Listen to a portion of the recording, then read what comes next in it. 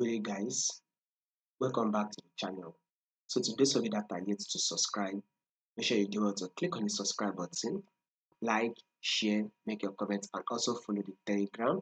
I'll put the link to the Telegram channel in the comment section. So let's see what we'll be expecting on our gold. So this is our 4-hour time frame. This is our gold. We are in an uptrend move. It is very clear that gold is an uptrend move. This is our current trend, right? We are having a series of higher high and an higher low, series of higher high and an higher low. I did a weekly analysis for you guys, and I told you guys that for this week, we'll be expecting markets to tap a level of 4288, right?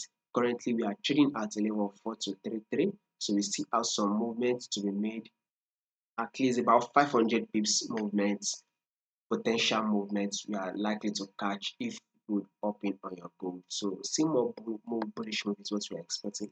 Now this is it here. On gold, this is our high, and here is our higher low.